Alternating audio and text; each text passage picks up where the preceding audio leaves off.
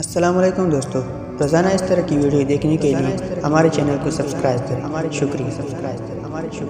حضرت علی رضی اللہ عنہ نے فرمایا، جب بھی تم چاہو کہ تمہاری دعا عرش تک پہنچے اور مستجاب ہو جائے تو پہلے اپنے والدین کے لیے دعا مانگو۔ نمبر 2، جب لوگ تمہیں تکلیف میں اکیلا چھوڑ دے تو جان لو کہ اللہ تعالیٰ تمہارے کام کا ذمہ خود لینا چاہتا ہے۔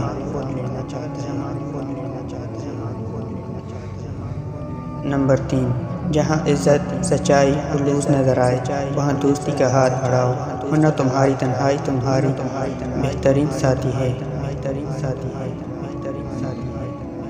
دنیا کا امیر شخص وہ ہے کہ دوست مخلص ہو۔ 3 رشتے بے نقاب ہو جاتے ہیں: بڑھاپے میں اولاد، مصیبت میں دوست اور غربت میں بیوی۔ 3 لوگ جب آپ کے سامنے بات کر رہے ہو تو انہیں مت رکیے: والدین، بچہ اور غمزدہ انسان، کیونکہ ان کا دل بھول رہا ہوتا ہے۔ صرف پیسے کا ہونا رزق نہیں ہے، نیک اولاد، اچھا اخلاق اور مخلص دوست بھی رزق میں شامل ہے۔